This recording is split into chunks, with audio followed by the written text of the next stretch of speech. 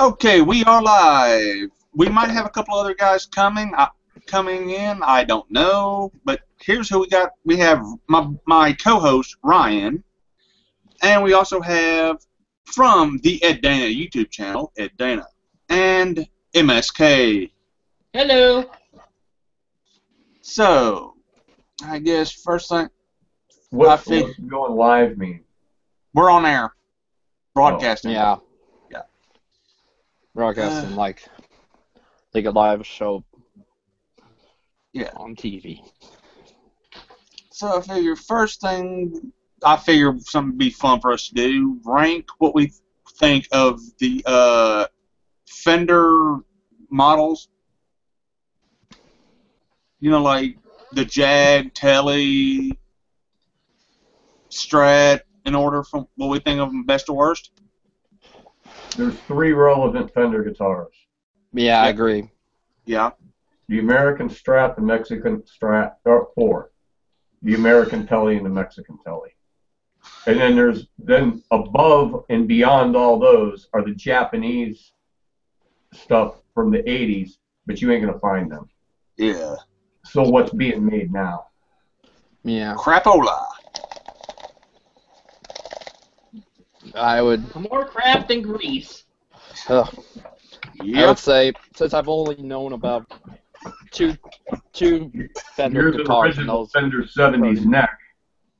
That Nice. Nice. the guy didn't like. Well, the guy didn't like the way the headstocks were bigger in the 70s. Like that Square I just saw, it has a bigger headstock, so he cut it to match a modern one, which I wish he wouldn't have done, but at least he did a nice job doing it. Has to nearly break my arm grabbing my Mexican deluxe Strat with Floyd Rose. Back here is the black one. Maybe you can't see it. The black one is a Yeah, see. there we go. There we go. Strat Plus.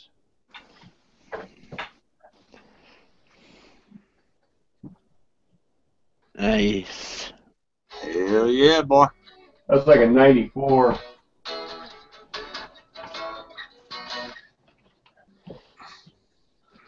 This is a Strat Plus with the roller nut.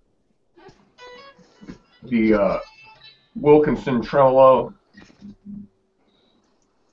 that's on a fulcrum. It's not the screws. It's got the Dave said.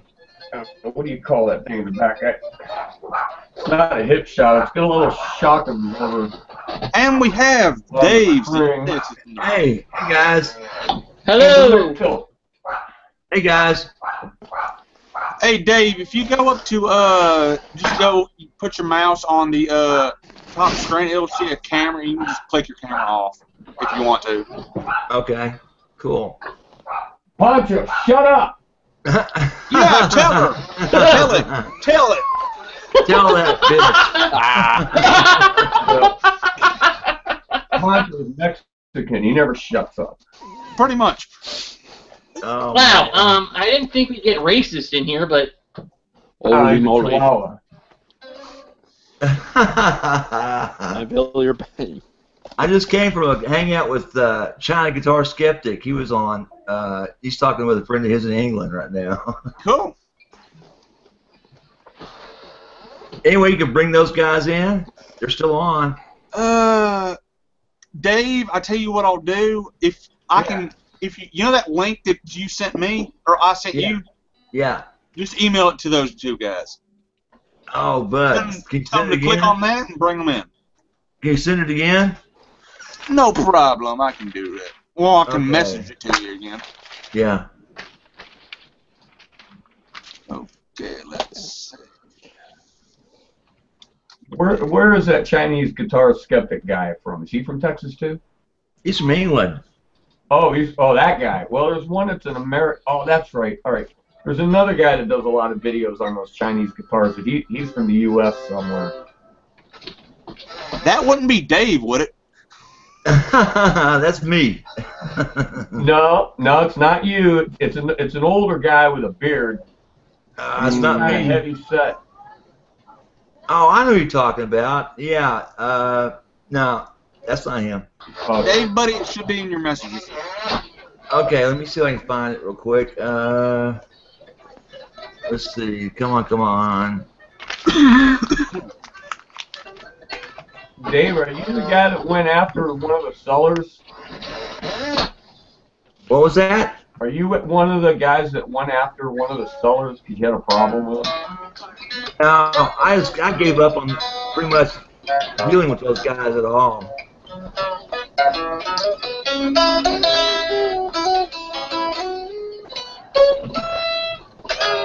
Just don't have that link. Oh boy.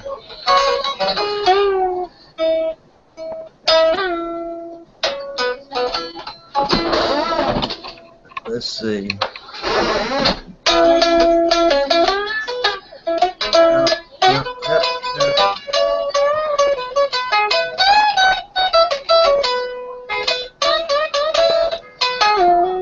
Hold on a second, guys. Let's see if I can bring it. There it is. Okay, hold on. All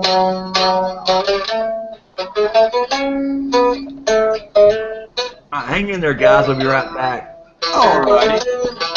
Alright. Okay, where are they?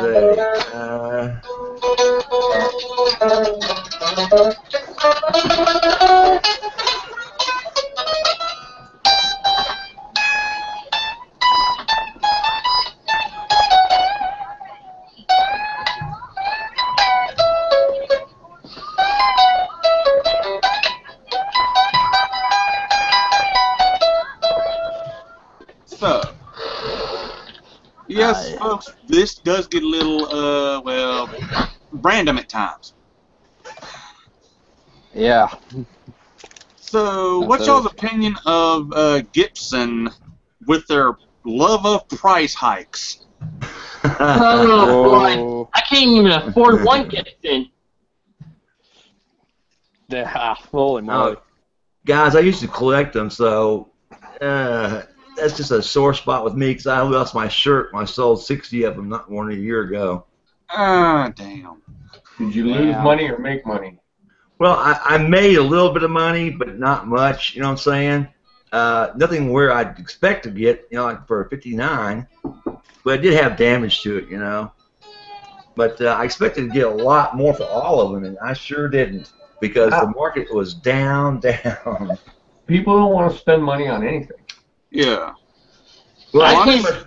If it was in mint condition, they probably would want more.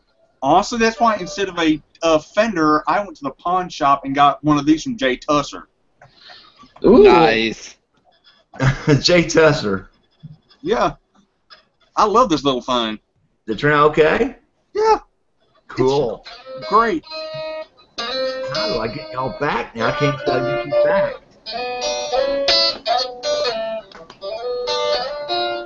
Yep. Let's try that again.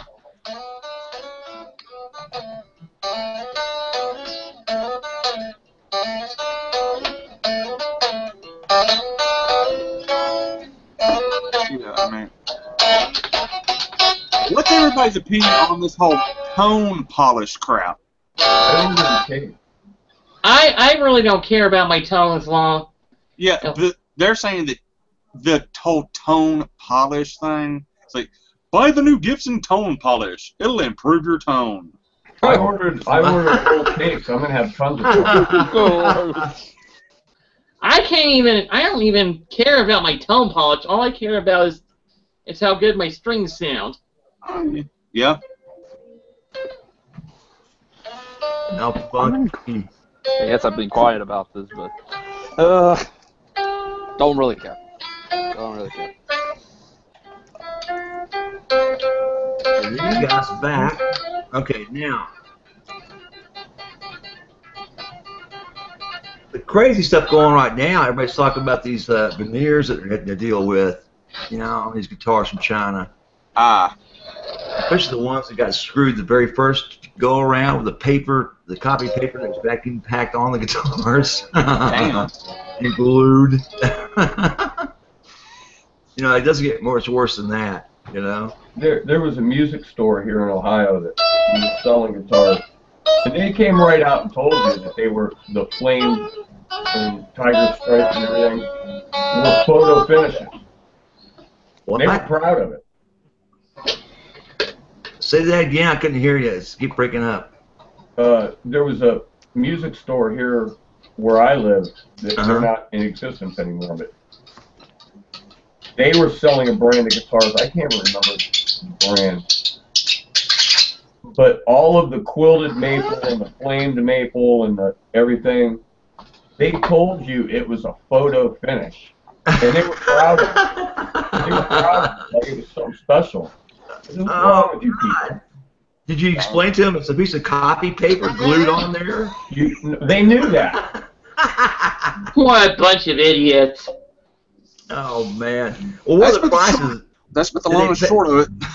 Yeah. Did they pay you to take the guitars? Hey, here's $20. Take this away. Oh, man. Photocopy. The woman running the store ripped off people selling organs, and she got put out of business. Damn.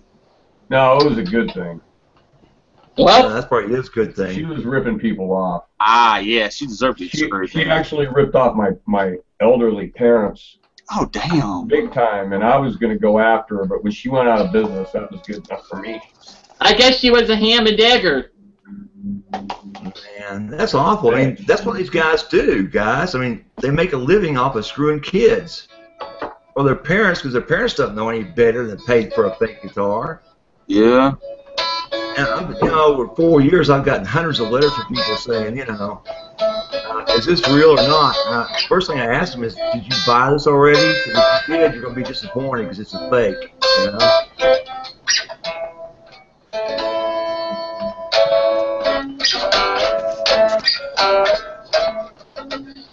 Oh.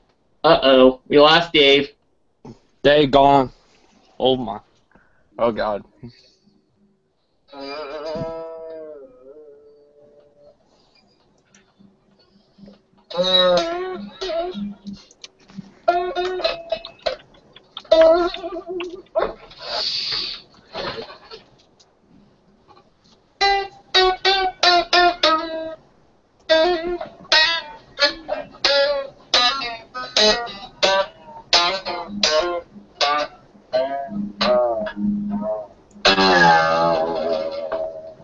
Damn.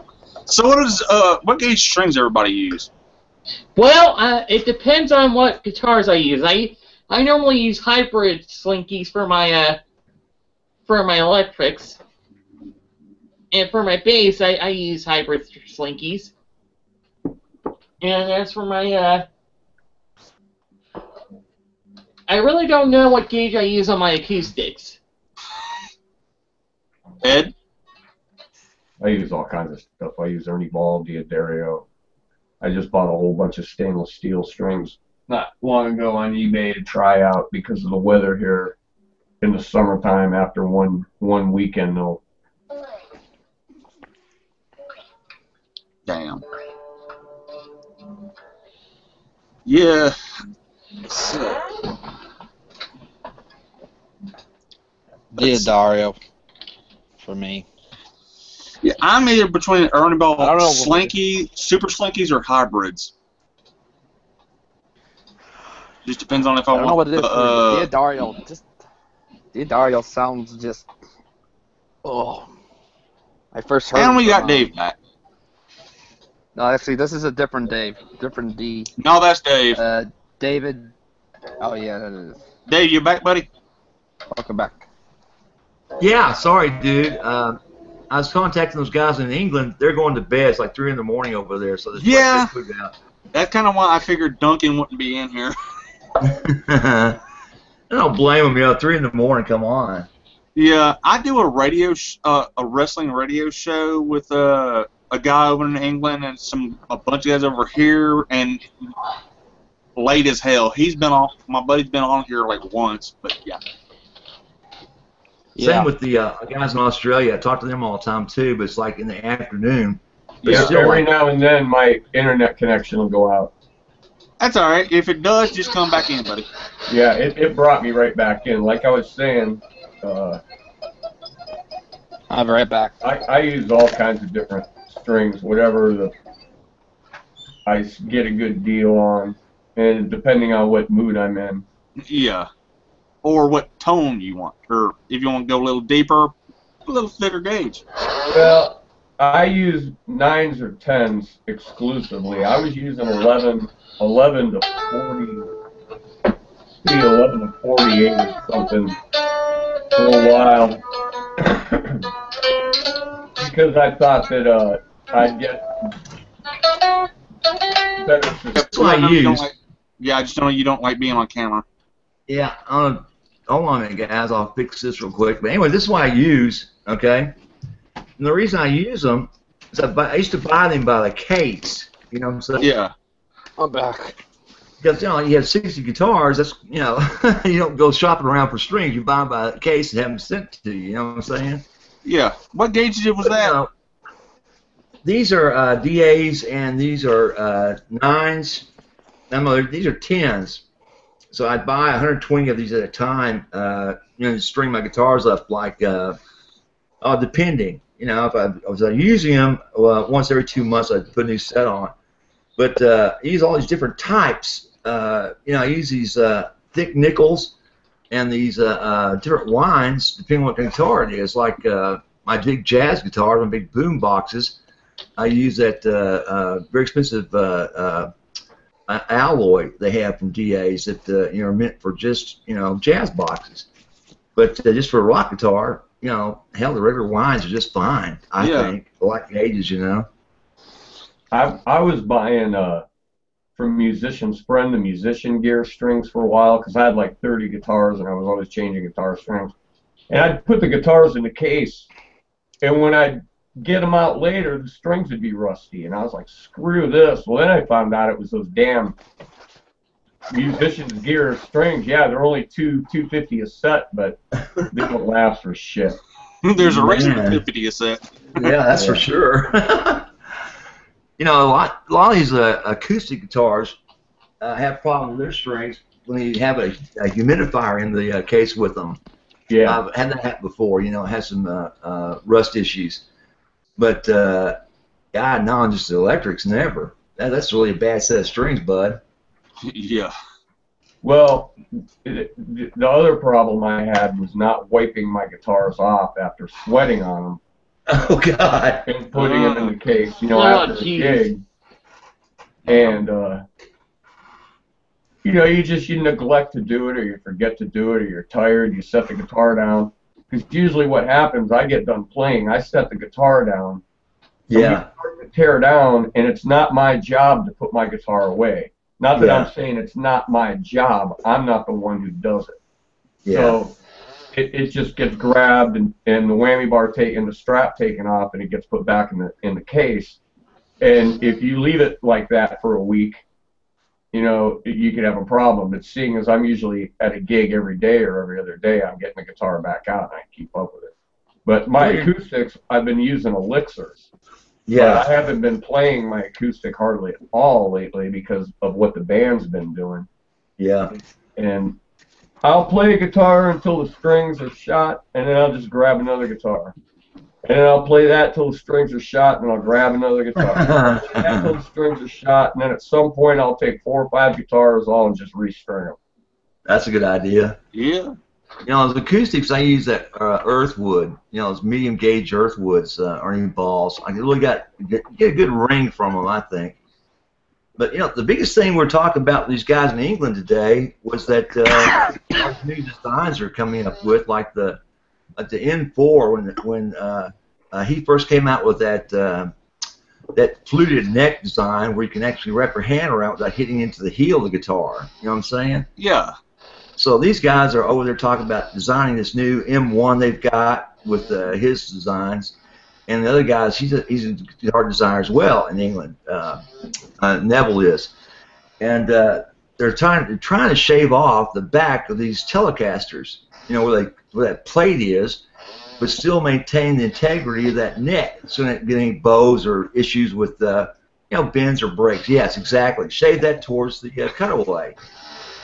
Like your hand, if you have small hands, that does come into play. You know, those are pains in the ass. Yeah. You know? But thank God I've got some huge hands. But you know, if you play a Telecaster or a Les Paul all night long, after a while, your hand gets banged against that thing, and it starts you actually develop a callus there. Yeah. From playing against that damn thing, you know. I'll tell you the problem with me anymore. All right, I'm 56 years old and I got arthritis. Ouch. My And grandma had arthritis. If I play a Les Paul or a Telecaster all night, I need Advil. Oh shit! They're just too damn heavy. Hey, there he is. There he is. Skeptic. Hey, how you doing? Buddy, you got my link. Hey, I'll be right back, guys. I gotta grab something to drink. Yeah. China Guitar Skeptic, turn your mic on. Hello. You might want to hit the mic button to turn it on. That's on. No, his is. Oh, his is off. Yeah, his is off. Oh, why is not coming in? I mean, it's. He's in here. He's just doesn't have his mic turned on. That's odd. You're among friends. You're among friends. We ain't gonna mess with you. Well, maybe a little, but. He might be trying. Yeah, he might be trying to connect up because there's always problems in England trying to connect up to these things, you know. Oh yeah, yeah. Ah, dang it! Yeah. And Ryan left us. Maybe he's going kibitz. Yeah, maybe he's going kibitz. I don't know. He's got an X on his microphone. Yeah. All you got to do is click that. Okay. Oh. He knows. Okay. He knows what. There he comes. Here he comes. Come on, buddy. Hello. What's going on? Did you fall asleep, maybe? Is he drunk? That usually is the case. And he left. Oh, come on. Come on, bro. Hey, I'm a fan. I'm a fan of your channel personally. He's having trouble with the connection, I'm sure. They were having trouble all night long. You know, I started talking about 5 o'clock today, and they were having problems. Dang. But anyway, they're talking about that shaved neck. I thought, you know, if you don't give away the integrity of that neck, because it is a bolt-on, you know, for God's sakes. Yeah. How much better the so would it be? Because, like I said, after playing like a 4 hours, even a 6-hour party, that goddamn thing becomes sore banging against that sharp edge, you know, because it becomes sharp. You know, your hand becomes sensitive to it. You know what I'm saying? Mm-hmm. I met a guy in the UK the other day who found a guitar in a pawn shop called a Switch. Mm-hmm. And it's a poly resin guitar. And the neck is molded right to the body, so there is no heel. Cool. Yeah, and he's actually sent me a link. He said he's not sure if they're actually manufacturing the guitars, but the company seems active somehow. So I'm going to check those out. They're kind of on the idea of the Parker Flies. Only. Now I had a guy. We were doing a gig a couple weeks ago, and a bass player that I know. I showed up to see him, and I go, "How come you're not playing your bass? You're just sitting there singing." He goes, "I bought a brand new Parker bass, brand new, man, $2,400, and it stopped playing." I said, "Well, the batteries are dead." "Nope." "Your cord's bad." "Nope." "Your amp ain't working." "Nope." "Check all that shit. The guitar doesn't play." Well, I picked that freaking guitar up, and when he handed it to me, I almost threw it because it was so light. I couldn't believe it. And it had a real nice transition there too. You know, there was no big heel down there where the neck attack. Yeah, I'm telling you, that is a pain, bud. And you know, Well, see, it never bothered me until you guys started talking about it. Well, that's what's weird. If you play that Les Paul for 4 hours, you know, and just keep playing it, that damn thing gets to you. I mean, I guarantee you it gets to you. And the only problem I see is it's not going to be really possible with these bolt-on necks. I mean, it's going to have to be a complete neck through, one-piece neck, all the way through the body, and slap on some wings to that thing. You know what I'm saying? Look at this. Look at this old Gretsch. Yeah. There's barely any heel there. Oh, I love old I mean, Gretches. Wow. There's some heel there, but it's nothing like a Strat or a Les Paul. Oh, yeah, yeah. That's what you need. Now, it'd be nice if it was a little more cut away because it's 24 frets, but there's access up there. Anyway, go ahead. Yeah, what I was talking about is that even more cutaway than what you're looking on that Gretsch. You know, like the N4s, Yeah. where it's just absolutely totally recessed into that body, and that is just completely shaved away. And I have friends that play N4s, and they say yes, there's problems with the neck. You know, it'll get warped, it'll get out of position, they have to constantly dick with the rods on it. But they said, you know, in consideration of the playing comfort it provides, they don't mind. You know, so well, yeah, I guess you can get, if you can stay with that, then fine. This But right here is a 1980 or 81, something around there. BST 1000 that I bought. It's actually the 1500 because it had the DiMarzios in it. That I bought brand new. And in 35 years, I adjusted that truss rod one time, and that was to dress the frets. wow. Nice. It's never moved. You can imagine those N4s, you got to do that like every month or so. When I got done dressing the frets, I strung it up and put some relief back in it. Yeah. And it's been that way ever since. And, you know, the guitar is a little bit rough. It needs needs the pots cleaned or something real bad because they're scratchy and the switch is a little funky. So I play it at home. I don't take it out anymore. This guitar, it's seen its day. It made its money. You know, I don't need to punish it anymore. Yeah. Well, the main thing with those scratchy pots is just spray oil, not WD-40 because that's a solvent, but spray oil, like 3-in-1 spray oil, and give it a couple of shots from the top, and just work that knob just back and forth as fast as you can with the palm of your hand, and that scratchy shit will go away. What kind of oil?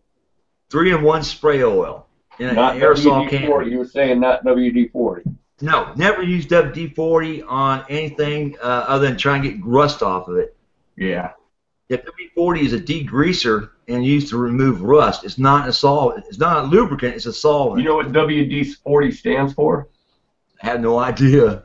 Water Displacement Formula 40. That makes sense because it's full of MEK. Trying to displace water. But I'll You tell learn you something what every its day. best use is.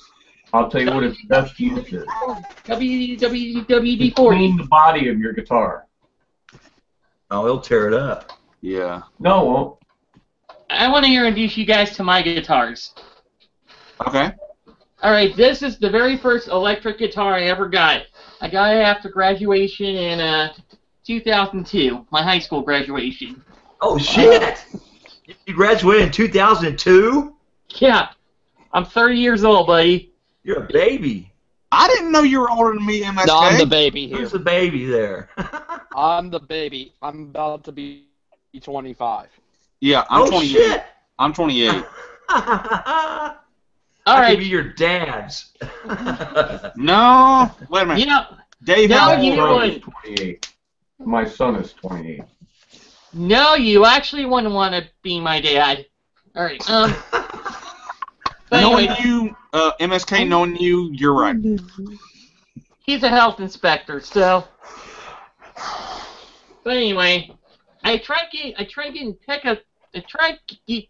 the pickups to feedback, and all they do is just fucking Nice. squeal. Just You fucking want the squeal. feedback? Yes, I want them to do natural feedback, not something like that. Okay. Well, all you got to do is jack your amp and turn them towards you. If they're single coil, you're going to hum and squeal. Ah, You got to jack that amp up to like 8 or 9, but it'll feed back. I guarantee you. You can put it right on it Crank that Marshall JCM up and and put that body against that speaker. It will. Or even put it through a mic, like a PA mic. You Well, know, actually, I aim have it towards a- that. Of the blue. Aim it towards that speaker, that guitar amp, and it'll go crazy feedback. Nice. And I also got me a Fender 20 Frontman 25R for an amp. That'll work. Except for I live in a group home and I don't want everyone to go. Yeah, there's a problem when you crank those amps that are 150 watts up to like 9 or 10. The neighbors seem to complain for some reason. I have no idea why they do it. They just complain. Of course, my neighbors. Go ahead. I just got a Fender Hot Rod DeVille 50 watt with 4 10s in it. And I can't control the volume. It's too damn loud. In the house you can't. There's no way. It's not. No, not even on a gig. On the gigs that we do, it's too loud. My 15 watt Blues Junior, I can crank it up and get that sweet spot. So what you're talking about is you can't control it through the PA. It's just too much. I can't even put it through the PA. Oh hell. Yeah, some of them are built like now, that. When we're playing gigs where there's a sound company, yeah, they can handle it. My PA system can't handle that amp. It's too big. I don't even have to mic it because I can drown the band out without being mic'd with just the guitar amp. But when I use that Blues Junior, when I use that 15 watt Blues Junior, I can crank that thing up a little bit and hit that sweet spot. Yeah. Well, some amps are meant to be like that. They're the old design ones, the old tubes, and they were never meant to go through a PA. They're meant to play open, by the original design. Of course, I've got that. It's a beautiful amp. I just bought that Amplify 150, the one that's controlled by your iPhone. And if I get that past 4, I've actually got neighbors that will complain.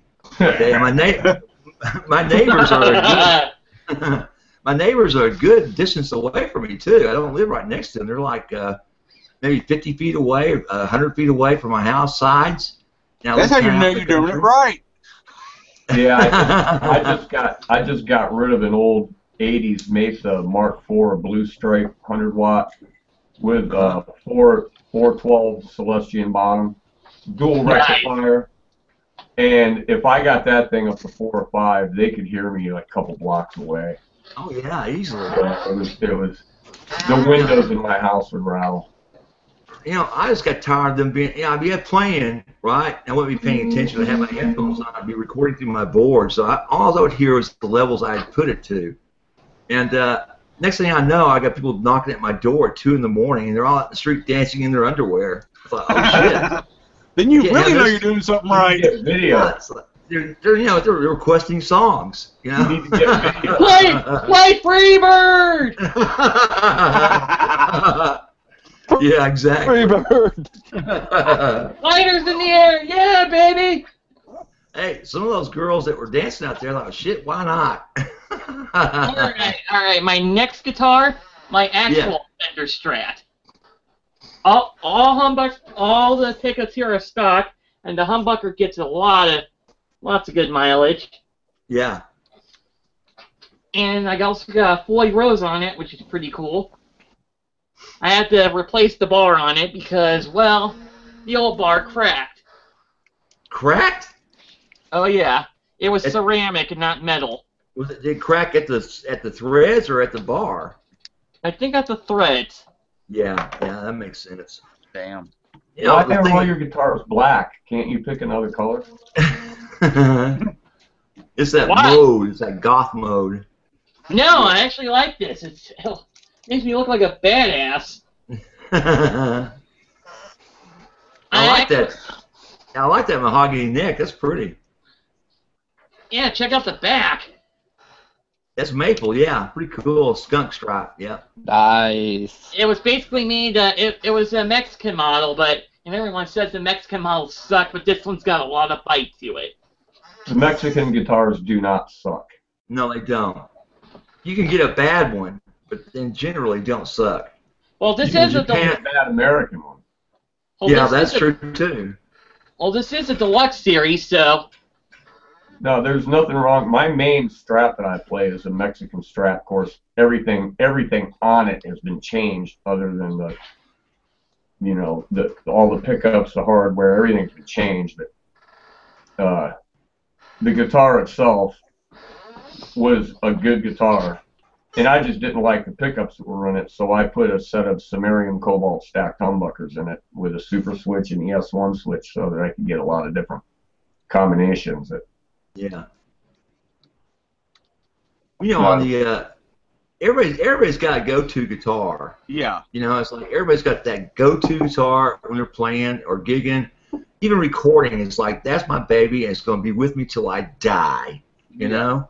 For me, it kind of changes. Yeah, time Scott Groves said that when he died, that he was going to be cremated, and that Paisley Pink Paisley, Stratocaster would be cremated with him in part of the ashes. Why? He just loves that guitar so much. He doesn't. Nobody else is going to have it. That's the way he feels about it.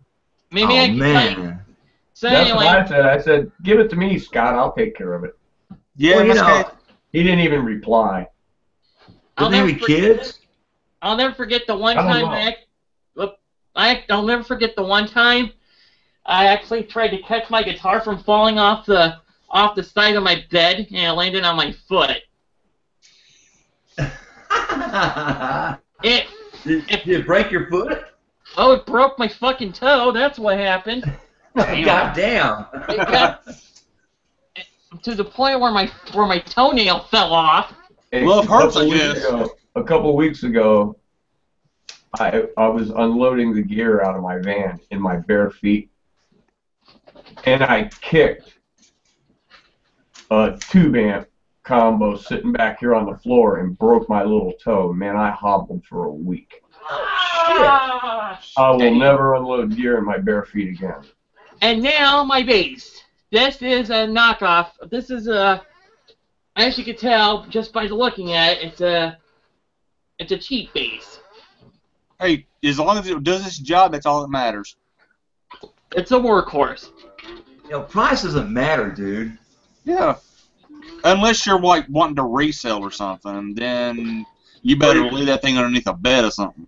Or you're collecting. You know, if you collect it, then you gotta be aware of what price you're paying. Yeah. It says Stag on here. The company is no longer around, I believe. I don't know. They were selling Stag guitars a couple years ago. Well, I got this in 2010 to celebrate my 10 years of playing. Very nice. I've spent some big money on guitars, and they get the shit beat out of them. I don't collect anything anymore. I thought I was a collector, but I buy them to play them. If I buy a guitar, I'm gonna play it, and if I spend $150 on it, or $1,500 or $2,500, I'm playing that sucker. And there's nothing wrong with having nice guitars. Yeah. They're pretty. And now my Martin guitar, my acoustic. What model? It is a custom X series with built-in pickup. That's about $600. $400. I live in Oregon. No sales tax. What was it? Brand new? Okay. Yeah. Those have some kind of composite neck, don't they? Fretboard? I think the fretboard is just plain. I really don't know much about acoustic fretboards. Martin even has an acoustic line of some kind of composite bodies. Yeah, they're very cheap one. They're little $300 boxes. Yeah, I thought that was an X series too. I also have a Martin DXM that... You know, those would be good gigging guitars because you can't bang them up too much. They're... That's exactly what you want to take to gigs. Now, real quickly, I'm going to show you what my go-to guitars are. Oh, 335 copy. Hell yes. That's a 339. It's a little bitty one. Nice. 339, right? That's one. Right, there it is. Oh. I love My these little ones. my little Les Paul with the Seymour Duncan P-rails in it. I So love it's a the old. P90. My wife hates orange. It's a P90. It's a Strat, and it's a regular humbucker. Nice. I threw the classic 57 with a coil split in the bridge of my Les Paul, and in the neck is another Burst Bucker Pro with the coil split. So I've got the pull knob, volume knob. You pull it and it goes to single coil on both the bridge and the neck. Cool. And I actually found out, well, for quite a while I didn't know what to fucking do with it, you know. So I figured out that how to apply it. All right, last guitar. I feel like an idiot playing like Sultans of Swing on a Les Paul. until I saw Mark Knopfler do it. Then I said, well, then it can't be that bad. Yeah. Well, he played it. Well, he wrote the song on a dobro, so. Yeah, hang on, guys. I gotta take a pause for the cause. Okay. Right back. He didn't write all those lead rides on it, though, wrong. Whoa. MSK, hot damn. That's not good. I am so sorry. I'm so sorry. Oh, that's a 12-string. Yeah, that's a 12-string by Mitchell, and it's not one I play too often, but it still gives it a good, nice tone, as you probably could tell. Why do you live in a group home? I have autism, and it's really hard for me to focus on a lot of things. Okay. ADHD, Asperger's. Yes, Asperger's. You got a problem with that name? No, I actually had a student with that, and I almost had to. I had to take the spinning office chair away from him because he. I said, somebody hold him down long enough to take a lesson. Mhm. And I had a lot of autistic students too, and I had one of them who actually turned out to be a fabulous guitar player. Nice. But he's just afraid of everybody. No, I'm not afraid of everybody. It's just I prefer doing my studio work and not live work. Yeah. I also have a Martin DXM, but it's in the case right now, and I don't feel like pulling it out. If you know what I mean. Yeah. Your headphones in over here, you can hear what's going on. And I'm sorry for blasting all that in your ear. I didn't mean. That's all right. We have these close to our ears, buddy. I got these headphones on, and I just got new glasses, and I've discovered that it hurts my ears to have the headphones on because, but if I take the glasses off, I can't freaking see. Yeah. Well, I didn't mean to blow you guys away with that sound. I would love to do that as a prank, but that's not gonna happen. Yeah, I'll be raging. Yeah. All right, I got 3 slides, all of them different. I got chrome slide, Nice. brass slide, and of course, glass slide. Yeah, well, I dropped both my glass slides on a tile floor and shattered them.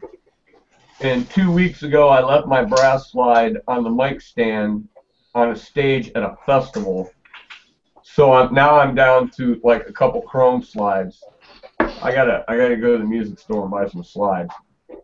I'm done with the glass ones, man. I'm tired of them rolling off the amp, rolling off the table, and landing on a tile floor, concrete floor, and shattering. What's that? I'm done with glass slides. I'm tired of them rolling off tables and amps and falling down, and they hit the concrete or they hit the tile, and they're done. My problem is my hands are so goddamn big. I got to take a size 14 slide. Wow. Yeah. So what I end up doing, I have to go to Schedule 40 Sears. pipe. Well, I have to go to Sears and buy a 14 plus socket piece to use as a slide. Hey, Dave. Yeah, those were good. Those were good. I never thought of that. I got a toolbox full of sockets out in the garage. I'm gonna go get some 3/4 inch sockets. A lot of blue guys do that. Work out. I got some Schedule 40 pipe out there you could wrap around your arm. I'll tell you, this stuff is it's awful heavy, but it works. You know. No one makes one. You know what I'm saying? One my size. Sears does. Yeah, they're the ones. Anyway, I wouldn't be myself if I didn't plug my contest, guys. Make sure to enter my contest. You go to my web channel or my channel on YouTube, Dave's in Texas. Click on the guitar contest video, and you subscribe to my channel. And you leave a message on the comments section. You get a chance to win that Tradition Les Paul worth about $1,000. And it's a great guitar. Wow. You know, it's excellent guitar. It's good as one of my. It's as good as my $1,200 studio guitar I had custom made for me. What do you do for a living? Well, I'm retired now. I used to own an engineering firm as a. You're retired. Yeah. You don't sound old enough to be retired. Well, I'm really not that old, but the thing is, I had to. I was in a couple of car accidents that pretty much said that's the end of that. What kind of engineering work did you do? We designed packaging machinery, fillers, cappers, case packers, sorters. Oh, cool. Entire packaging lines, you know. So I worked with it. I was in tool and die for a long time, and I got a couple of my friends that are machine designers that are. Exactly. We did a lot of that. I have a few patents still in force, but you know, that's what I did. I really loved it, but the only problem is they don't bond people on crutches. Yeah. If you're on crutches, they won't give you a surety bond, and you can't complete these jobs. You know what I'm saying? Plus the fact that you're on morphine, that's just like, no, sorry, you can't climb on our catwalks, and you can't come into our facility if you're on morphine. If you're on morphine, you don't really give a fuck. Well, yeah, but you end up cutting your leg off. If you cut your leg off, you know. You lost a leg? No, I'm saying if you're in the machine shop, you cut your leg off, they'd be upset. Yeah. Well, no, my point was when after the morphine kicks in, you really don't care about anything. Well, pretty much not, but you know the bad thing about it is, guys, is that once you're on it for 15 years, it's no longer am I going to get high on this stuff? Am I going to maintain that pain level where I can tolerate it? You know what I'm saying? Yeah. And my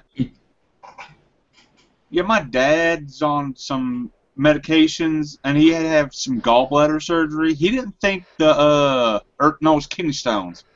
He didn't think the stuff was working. When they had to take him off of it, he realized it was working. my drummer has been a heavy equipment operator for First Energy, which is the power company here in Ohio, you know, CEI, Cleveland Electric Illuminating, and his back shot, you know, from running front end loaders and bulldozers for 40 years, and he's on some pain meds, and he got on his freaking meds the other night, and he's going through a divorce with a real nasty woman. Oh shit! And he started drinking, and he got on Facebook. Yeah, and he got on Facebook, and I had to go over to his house and go, dude, turn your fucking phone off, man. Get off goddamn Facebook. You are fucking up big time. Well, this morning he sobered up and closed his account. I said that was a good move, dude. That was a very wise move, buddy. Yeah. How can I piss off everybody? Well, he was pissing off his family because he was attacking his wife because they're going through a divorce, and he was saying shit that, you know, she'll just drag him to court. And it's like, the thing is, though, dude, you're just burying yourself. The court doesn't care about social media because everybody's an asshole on social media. And the court kind of looks at it as, you know, you want to use this as evidence, but I'm sure you've been an asshole to him too. You know, maybe just not on Facebook or whatever, or Twitter or whatever. But you know, he had his whole family upset, and I was like, yeah, I had his son calling me and stuff, and I said, all right, man, I'll go over there. I went over to his house, and I know that's what it was, man. He was taking those pain medications and started drinking and God. just lost his temper. Something set him off, and he went on a rant. The first thing is you know if you're a chronic pain patient like I am, you learn very quickly you never ever take a drink like the beer you're drinking. If I drank all that beer, they'd probably have to resuscitate me, and I'm not exaggerating. Yeah, that one beer, they'd probably have to get me on oxygen. Well, that's the only medication I have. Mine used to be bourbon. It's the beer. The beer is the only medication I got. Bourbon and scotch. My mom's a pharmacist, so I get a lot of meds from her. I'm a coconut rum guy. Coconut rum? That's what I There like. you go. I thought you, Right, Zero, that's some good stuff right there. for a minute, I thought you said Coke and rum. I'm like, I'm in the coconut and call me in the morning. Exactly. Exactly. That's not what I the said, is water, but this is something I can take. I said, doctor, you relieve the bellyache. all right. I work at a grocery store, and I have to deal with a lot of drunk people because of the bottle. Damn. Because of well, actually, I used to. Because of the bottle. Because of the bottle returns, all the bums. Oh man. It certainly doesn't help that I live right near the homeless. Not live right near the homeless shelter. That would be a nightmare. But it certainly doesn't help that. You my work work right next to it. not too far from it. Yeah. Well, I'll tell you what, dude. It's always tough to deal with people like that. But you know, you just gotta remember they got some issues that no one's gonna be able to help them but themselves. And, oh yeah, like that one guy Matt that took a dump in the standing urinal in the bathroom. Oh man. Damn. Well, that's common. That's common in the bars around here. Damn. No, I'm just kidding, man. Well, that's a wild night right there. That's just a wild night, dude. Oh, you think that's bad? You should have seen the guy. I remember walking in to wash my hands after my break. I catch some guy eating a sandwich while sitting on the floor. Oh, he was comfortable. No, he was grazing. They call that grazing. Grazing, yeah. I had to call the manager for them. Like, Okay. Yeah. Hold up. Who here believes in Tonewood? I don't even believe in. I thought that was a no-no. No, it's not a no-no. I forgot. Oh, Ed, not this episode. Oh, really? That's gonna be one where I get some both sides together and let the wards blow up. Yeah, my people, my group of friends, at least. Yeah. Yeah. Boom. Like Ed, I might get Bruce in here, and let y'all go at it. Well, no, I will not participate with Bruce because he is Okay. just a drama queen. Okay, then. It's not even about Tonewood. I'll compete with him. It's about Yeah, give him a attacking funny- people on YouTube. You know what? That guy's got a dark history. He went after the fundamentalist Christians and pulled the same shit on them. And they tried to actually exorcise the spirit from his body over a hangout. And the guy was praying, and he went after these people. And it's like, what kind of person does that? And the stuff that he's done to me, Yeah, it's I kind of have fucked totally up. disassociated myself. None of from my him. place. I will not engage him in any way, shape, or form. I Okay. won't watch his videos. I won't comment on them anymore. I won't mention him in a video anymore or discuss any topic that he is currently on. Okay. Now, I'm still putting the Tone Boner videos up, and it's still pissing him off. And it has nothing to do with him. And it has nothing to do with Tonewood. The whole thing was Tone Bone. It is almost a term of endearment because I'm trying to grab the tone of the solos that I'm doing by the original artist. I'm trying to sound like them. And he doesn't get it. What are they playing? What are the artists playing? Yeah. But That's I'm what playing I'm doing. somebody guitars. Like the last one I just did was Freddie Mercury solo, not Freddie Mercury, Brian May from Keep Yourself Alive. I copped his sound. The first one I did Yeah. an old Montrose tune, and I copped the sound that Montrose used.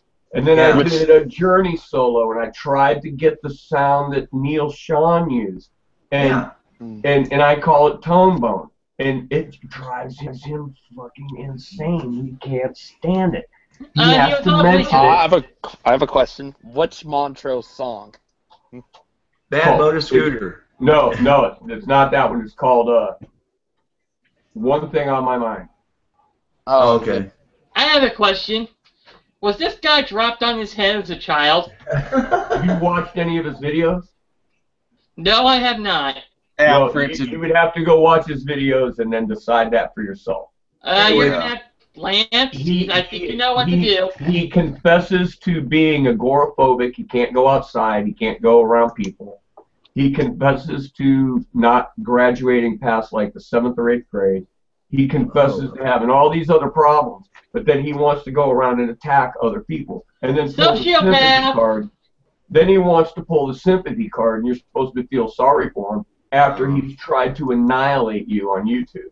Well, he's got issues then. You know, on my channel I get all kinds of trolls show up, and the last troll, it's been a while, but the last one I got was cursing me like crazy, and I wrote him back saying, "Guy, if you want to vent, go ahead, because I got big enough shoulders. It doesn't bother me. But if you got a little problem going on, why don't you just private mail me, and I'll discuss it with you." He's a friend of mine now. Well, that can work, but not with this guy, because that's exactly what I did. I messaged him and I said, "Bruce, I'm not after you." And he was real nice and everything. And then the next thing you know, he does a video about me doing my Scott Grove Went Dark video.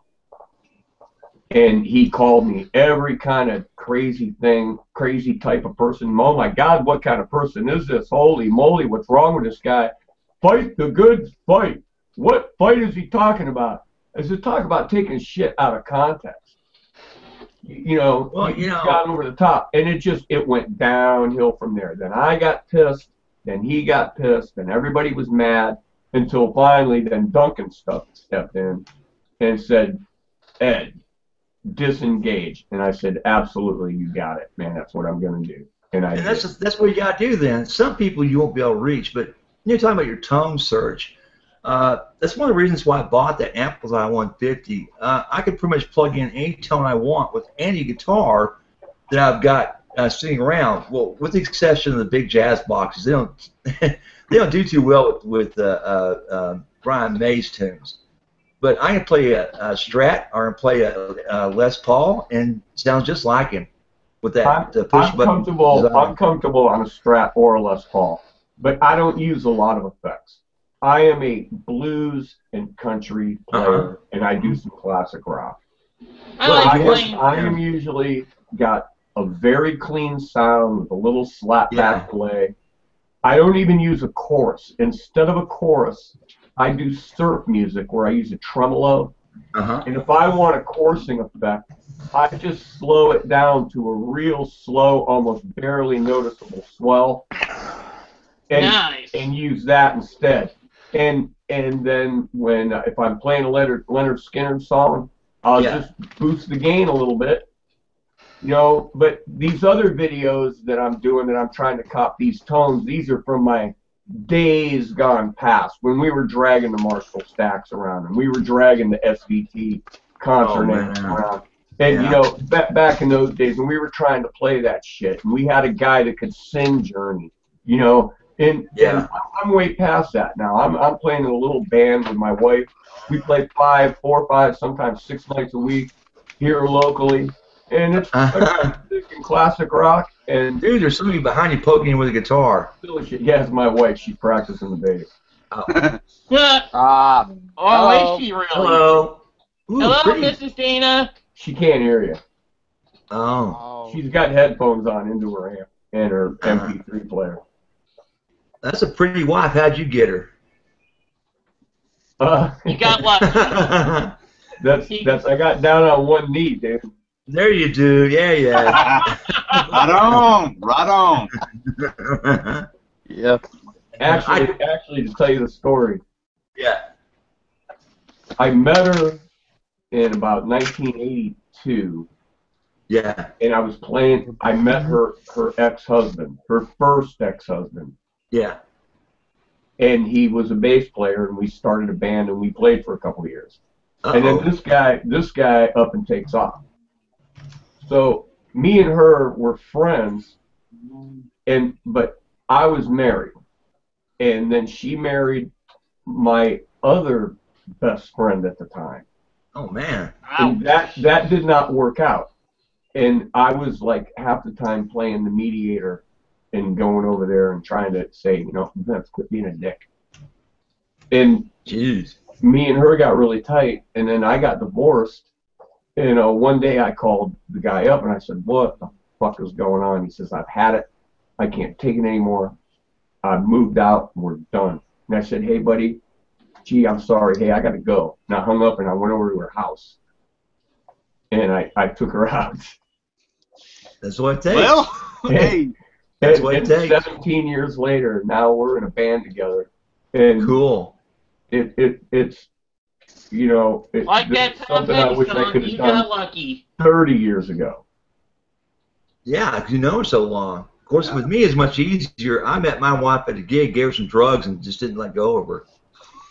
There you go. That's how I used to pick up chicks with lines of cocaine, but it never lasted. Oh, God. So, Dave, you did the Bill Cosby method? Exactly. A roofie her. Usually when the coke ran out, the relationship was over. Oh, okay. God. I was kidding, of course.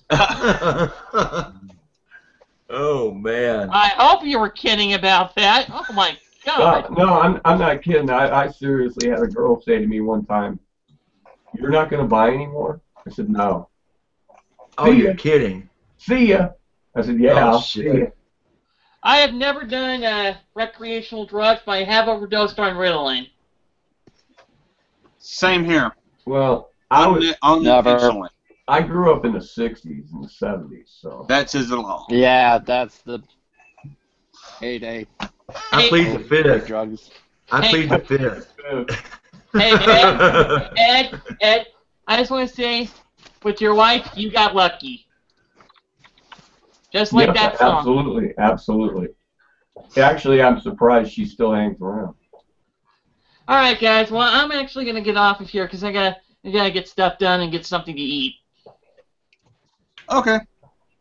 But it was great. It was great to meet you guys, and hopefully we'll talk some more about guitars and getting off base again. Yeah, it was nice to meet you, Matt. Nice Same to meet here. Keep playing them guitars. I'll try. Take care, Matt. All right. Adios. Peace. Later, Matt. I wonder why the Kid. China guy didn't come back. It's just I was actually on the whole. You know how you can get like a message thing in your He Gmail. keeps saying his tablet wasn't working. Yeah, and he just something went like to that. bed. Which Yeah, and he went to bed. Yeah, it's 3 in the morning there. You Yeah. can't blame him, you know? right. Yeah, I forgot about when we that. do the whole thing seriously on the Chinese fakes, Yeah. that all make it. Okay. Here's Desrad Poet inviting me to a Google Hangout. You think I'm going to accept that? What? I'm going between hell and no. Yeah, you got it. No, I'm not even going to answer him. This is Bruce we're talking about, right? Yeah. Oh, okay. Well, you know, there's just some people, like I said, you just can't get next to them. And I know very few of those types, but I know a few. And I just steer clear of them. My life too short to deal with that. Yeah. What about Matt? Does anybody know about what's going on with Matt? MSK. Yeah. He lives in a group home. Yeah, didn't it? Yeah, it's just all. What was it? Asperger's or autism or something? Yeah, Asperger's. I didn't speak up about it. I have it as well. Yeah. And he just needs to be there, I guess. Well, Yeah. you can talk about it. I mean, isn't Asperger's just kind of like hyperactivity?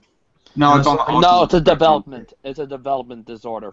Development type of thing. Yeah. ADHD is the hyperactivity thing. Yeah, I But, got ADD, which basically, for some reason, the older I get, the less it affects me. That's good. Same here. But the biggest pain in the ass was getting off Adderall. Yeah. Oh shit. That got that hurt. Like, I got off my like, medication I've had years ago.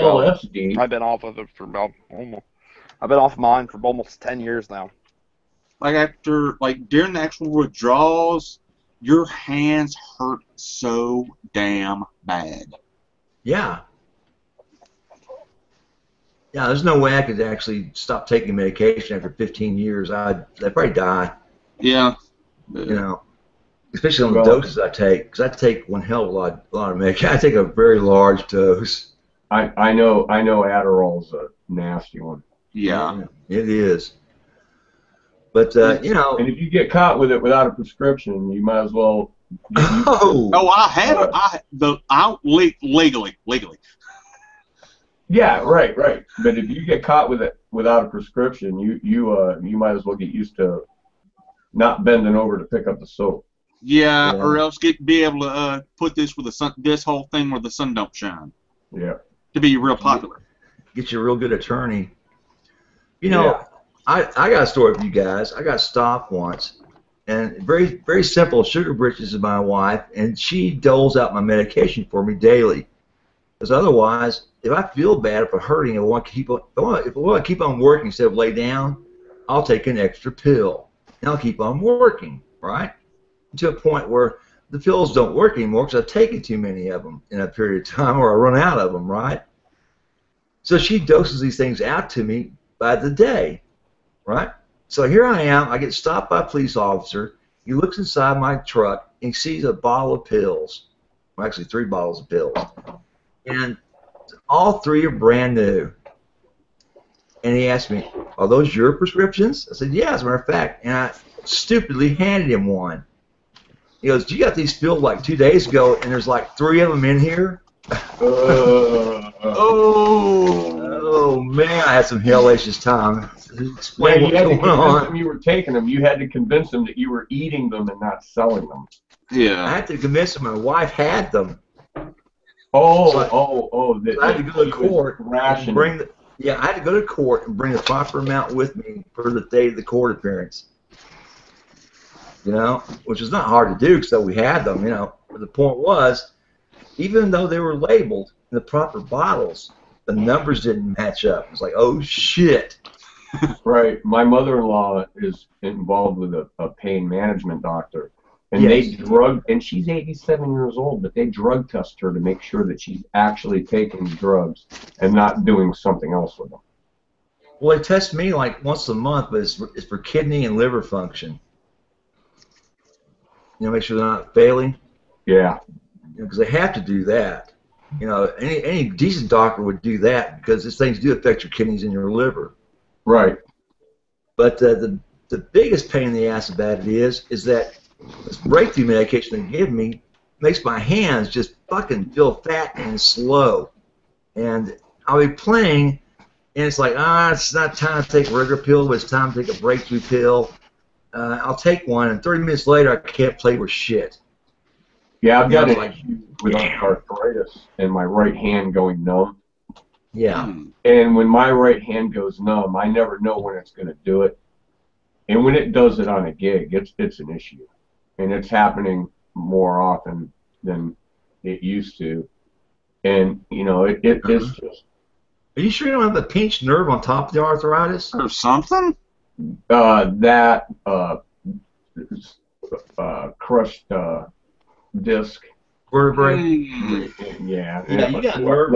You know, in construction work for years. And Yeah. You got Yeah, nerve had issue. a few mishaps with my back and Yeah. but They're going dumb. the arthritis setting in has been the hardest thing to deal with. That I bet. it just makes the joints hurt. And I used to be able to 10 years ago I could shred and sweep pick real well, you know, and now that's a struggle. It's like I don't even do that anymore. I don't even try. I don't even try anymore. Well, I still try, but not on stage, you know. But I gave that up 5 years ago. I said, I can't do it anymore. I've got to know my own limitations. So my recordings I do, I just play straight. You know, I play simple. And I thought, Dave, you know, Eric Clapton played some of the most soulful leads in music. You know, why don't you just, you know, emulate what he's doing? He's not playing fast. He's playing slow. Yeah, you don't have to be a speed demon.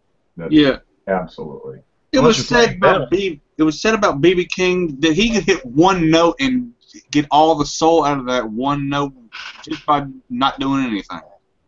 Right. I agree. Sometimes less is more. Yeah. But you know, these kids today. And then sometimes you just want to shred it in their face, guys. Yeah, you do. You want to burn them is what you want to do, but you can't do it anymore. Yeah. You know, it's like, oh, I can't run it. Watch this, buddy. Watch me run these scales. And it's like, oh shit. my big joke is when the dance floor is packed with people in walkers, it's going to be time to really consider another occupation.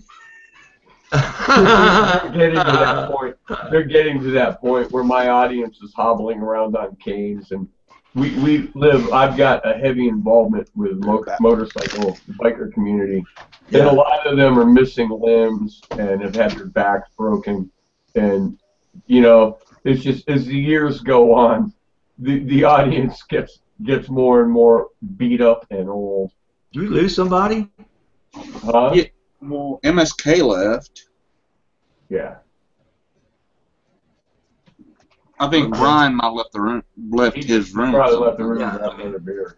Yeah. Anyway, you know, the thing with me, and the reason why I don't want my face on the YouTube anymore, and I'll tell you why. I told everybody else why not. I used to play in a band, and we were lucky enough to sign a contract back in the early '80s. And I was playing with some of the guys from the Lab Band up in Denton, which is a very big deal. It's like the Juilliard of the Southwest. And these guys were Lab Band, musicians. I wasn't. I was a football player. I just happened that I was playing an Ovation I got for a Christmas present, and the 1 o'clock Lab Band guitarist walked up and asked if he could borrow it. And all these girls were hanging around listening to me play, and he noticed the crowd hanging around. He said, why don't you come play with us at the practice hall? And I let him play my guitar for a while, and it turns out this chick hits me and goes, that's Ned. He's the 1 o'clock Lab Band guitarist, probably the best in the country. And I'm like, oh shit, I want to play for this guy, you know. I'm going to sit in with these people. Anyway, so I went and sat in with them. 6 months later, we were already doing gigs around town and stuff. We got a guy who was interested in managing us, and we signed a small contract, and we went out to L.A., and that's when the shit hit the fan. Our guitarist and drummer were both heroin addicts, and I didn't know it. And they ended up overdosing within a year of going out there, and our road manager was the one supplying it to them. Did they die? Yeah, they're both dead. Yeah. Oh, geez. Oh, man. And here I am. I was like 19 years old, and I never touched a drug in my life. You know, I was in a knee cast from a knee operation. I couldn't play football anymore, and I lost my books and my tuition and my scholarship. So I thought, well, fuck, why not go play music? I love it anyway, and hook up with two junkies and a drunk, right? And the baddest thing was that all this bad press came about that the drunk and I were the enablers. We enabled these guys to get their medications so they could continue to play. And you didn't even know about it? Not until they were dead. Yeah. Yeah. I walked in on the guitar. He was dead in the bathtub with a syringe stuck in his arm. Fuck. Yeah, that happened to my brother. He Saw it. He left his band buddies one night in a hotel room and went down on the strip to party, and when he came back, his buddy was dead and from a heroin overdose, and he was like, I didn't know these guys were doing this shit. We got so much bad press, it's unbelievable. And everybody's pointing the fingers. And see, the thing was, our manager was involved with the record label, right? And he had enough clout to deflect the blame towards us. It was him, the one supplying it to him. Of course, he didn't want it to come out in the press. He was supplying them. Right. So he made us look like we were suppliers. You know, the two semi-straight people, right? So after that, I thought, never again. So anyway, 4 years ago or 5 years ago on YouTube, I'm doing my channel. Right before the guitar thing came up, I was just doing some music and shit, showing people how to play some guitar. And some kid came on there, and his dad had one of our records. Of all things, one of the 10 records we sold, this kid's dad owned one. You know, and he blabbed the whole damn thing. No, he blackmailed me into writing him some song for his band. You know. So I said, you know, he says, I know where you live, I know where you are. I'll tell your neighbors all about this shit. You know. And I thought, you little bastard. But anyway, when I finally got rid of this little turkey, I gave him a couple of songs, got rid of him, and I said, I'll never show my face on YouTube again, ever. You know, this last thing I want my neighbors to know that I was involved in anything even, you know, closely resembling all that shit I was in. And my kids and everybody else, you know. I don't think your neighbors would harangue you for that. Yeah. You don't know my neighbors. Well, maybe not. Some of them. You got some of those type of people around you. Yeah. I got a whole neighborhood full of them. Oh damn! I'm the only guitarist within a mile of this place. Oh hell! Here, all my neighbors know what we do. One of them is actually one of my best friends from way back being a teenager. He's a drummer, and they just stand there and point. There they go. They're loading the van up. They're heading out. They'll be home at 2 or 3 in the morning. You know, they know what they do. They get their lawnmowers out at 9 o'clock in the morning, and let's wake up the day and it's trying to sleep. And I'm like, Jesus Christ, shut the window. That sucks. No, it's all cool. They're all cool. They dig it. They come to our shows. We used to practice in the garage. I remember one neighbor coming over and go, practice another song. You got tired of hearing that one. Could you practice something else? Yeah. Well, I said we will. I'm sorry. Well, if you're willing to put up with it, if we just play something else, we'll go ahead and play something else. Yeah, I had some friends come over and we were playing, and it was like 2 o'clock in the afternoon on a Sunday, and a couple of neighbors came by. You're a little loud, Dave. A little loud. Can you turn down some? And of course we did. But it got louder and louder as the day went on. And the same people that complained all that shit came over a month later and asked us if we played at the block party for them. Yeah, right. There you go. I thought, you kidding me? You're kidding me. Of course we did it anyway. I'd have took the gig. Yeah. We get it. Anyway, every Sunday morning, guys, in my neighborhood, right? Within 8 o'clock in the morning on Sunday morning, you hear all the garage doors open, right? Then all the cars come out and head off to church. It's like you wouldn't believe. Another Pleasant Valley Sunday. Oh, it's worse.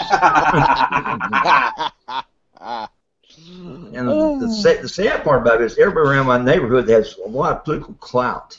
I live in a really, really, really, really nice neighborhood, but there's a lot of political clout in my neighborhood. It's like shit. Oh, and the guy lives like 2 neighborhoods over is the chief of police of one of the neighboring cities, right? He's that guy got to help me with that stalker that's chasing around after me. But, I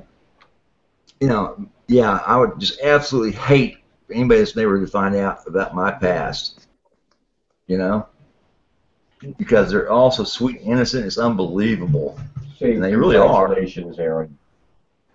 Isn't that sad? Yeah. Chief of police in my town is in a rival band. Cool. Now that's what I need. I need something cool. He's in a rival band called Rough Cut. He was walking around campaigning on foot, you know, at election time, and he was campaigning for his choice for city manager. And he comes walking up my driveway, and we're loading the equipment out of my garage into the van. And he looks in my garage, and he goes, "Do I need to check any of the serial numbers on this shit?" I don't know, dude. Yeah, copy them so when they get stolen, you can chase after them. I said maybe you ought to write the serial numbers down in case I get robbed. And he just Exactly. He just laughed. He said, "Oh man." Yeah, good luck getting those back. Yeah. Yep. I can't. All this stuff on Facebook, everybody's getting ripped off lately. These bands, and it's like, guys, even when we were stupid and young with a couple of drug addicts, we knew to park our van inside a rental. You know, those rental shacks or those rental storage places. We parked one inside one of those garages for like $50 a night, and they were insured. You know, in case we got in there and ripped us off. I've had a guitar stolen. It's about all I ever had stolen out of somebody's house. But a couple of my friends have had their whole. One guy, they stole the whole van, and Yeah. that equipment was gone. And then my other buddy, he just left his. He got drunk and left his truck full of equipment at a bar, and had his wife come and get him. And he claims that he thought he was locking the truck, but he actually hit the button and unlocked it. And when he came back the next morning, all the equipment was gone, and it was the full PA and his guitar amp and everything. The lucky thing was, he had the presence of mind to grab his Nashville telly out of the back of the floor and throw that in his wife's car. He said, "No, I'm grabbing my guitar," and that's probably when he fucked up and didn't get it locked. Yeah. Yeah. Because he was drunk. Oh man, that's one thing. I know. Does anybody play drunk or stoned? Not me. How can you do it? Not me. I can play a little bit of bass if I got a little bit of a buzz on, but past that, I need to be able to know what I'm doing. I'm not that good. I never was that good. I could be stoned and play. These guys I played with were stoned. I mean, cold stoned. In the 80s and the 90s, we thought we had to be stoned to play. And that just goes to show you how bad we sucked. Well, you know, these but guys it didn't matter. Yeah. It didn't matter because the crowd was way more stoned and fucked up than we were. Yeah. You know, if you're gonna be on stage drunk, messed up, make sure the crowd's more messed up. Yeah. Oh man. Exactly. We used to come on for bands as lead-ons and warm-ups, and they're always trying to steal our guitars from us. And it's like, you know, I never could ever figure out how he could do it because he was always high on his drugs, and he would just play so sweet. You know, it's just unbelievably fast. And he was no thicker than that Stratocaster behind you. That's how skinny that guy was. Yeah. But man, he could play guitar. Look at some of these guys that played messed up. You know, Kurt Cobain, Jimi Hendrix. Some of them did some really weird shit. Hey, I'll be right back. I'll be back in a second. Yeah. But how can you? I mean, if you got a certain set of music you've played for 20 years, yeah, I can see you get by with some of it, right? Yeah. But not the levels that I'm talking about being messed up. I don't see how you can do it. You know?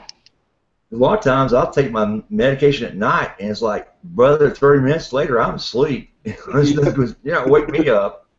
House burned down. But good God Almighty. Yeah. Oh, did you hear about this idiot that was went in for to have? It's on Facebook. He went in to have a manicure, right? and the manicurist soaked his hands in some kind of emulsion, right? Yeah. And the minute he got out of the manicurist, his fingernails had dried. He goes out and starts playing his guitar, and it sliced like 2 of the top calluses of his fingers off.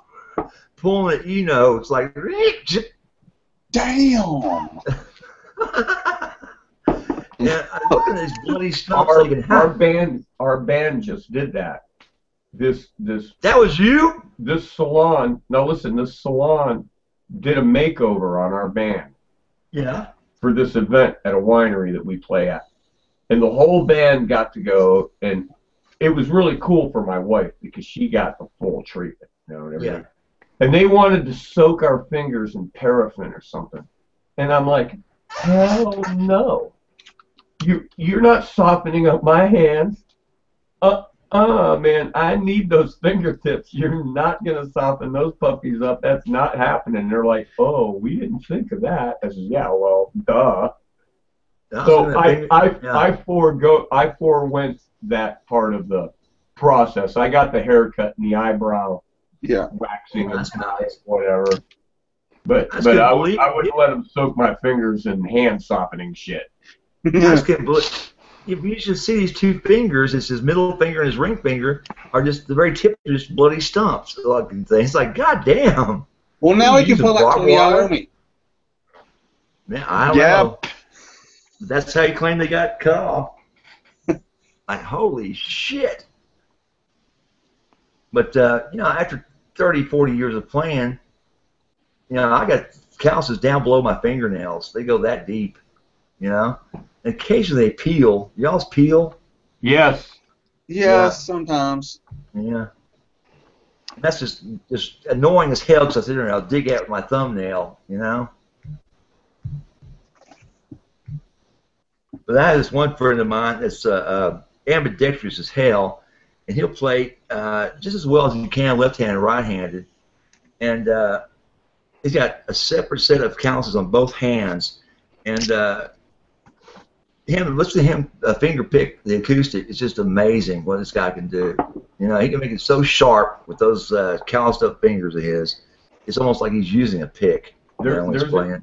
There's a young guy here that's a real good friend of mine that I help get gigs, and he helps me, and we support each other. And he's left-handed, but he can play right-handed, left-handed, or he can take a right-handed guitar and flip it over and play. And I'm like, Lyle, how did that happen? He goes, well, because my dad was right-handed, and the first thing he did was say, well, just flip it over, because he knew a guy that played that way. He said, just flip it over and figure it out. And so he did that first. So he played it upside down. Played upside down. Then he decided, well, I'll just play the right-handed guitar right-handed. And he worked at that and figured that out. And then he finally decided to piss on this. I'm left-handed. And then he started playing left-handed. And that's when he took off. But you can hand him a right-handed guitar, and he can flip it over and play. That is amazing. It's like, holy shit. That is amazing. And he plays piano, and he plays drums, and he plays, you know, I play guitar and bass.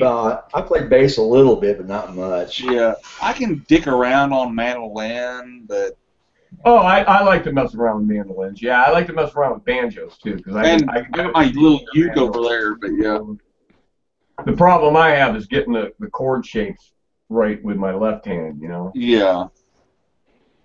Yeah, not playing the mandolin. There's no way because the strings are too close together. They are. They're way too close together. It's like the clown on the little tiny bicycle.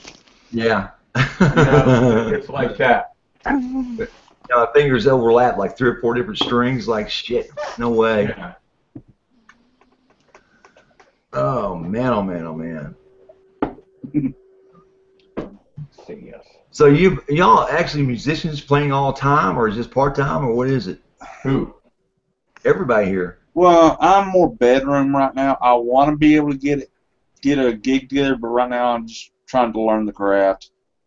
Are you Same with here. Are you with the band or you playing the band? Me, no. No. I got some friends come over every once or twice a month, and we'll all get together. But we don't have a drummer. But I got a bass player and a couple of guitars, and we'll sit around and have a good time at it. But all my friends that I have that play, they're all in bands. You know, and they always want me to come sit in with them. Well, I keep telling them, if I came in and sat in with you guys, it means a stool somewhere, me sitting on it, because I can't stand up that long. You know, it's impossible. And I don't want to be embarrassed, you know, sitting on a bar stool No, playing there's guitar. no shame. There's no shame in sitting down. Yeah.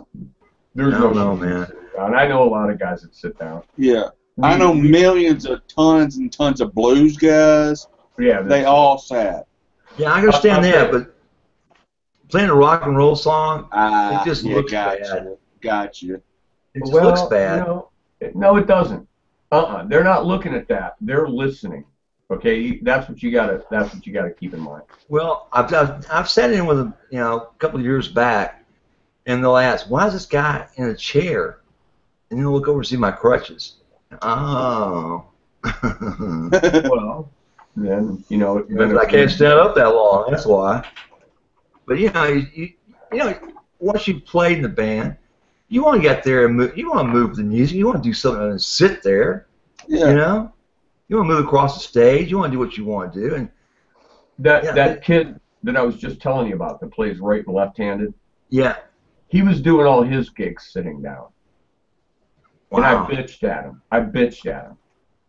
I said, Lyle, you're 30 years old. Stand the fuck up.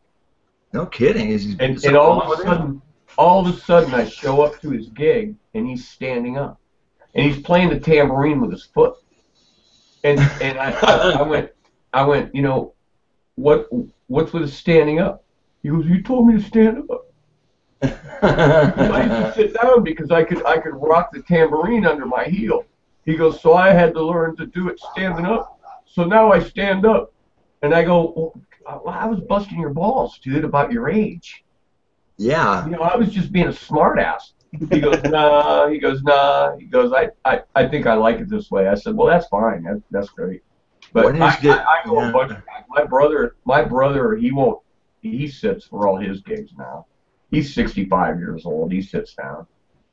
Well, you know, if you're playing country western or something slow and that kind of thing. He does folk. But, he does folk and oldies and stuff like that. Yeah. Nice. See, that makes sense, you know?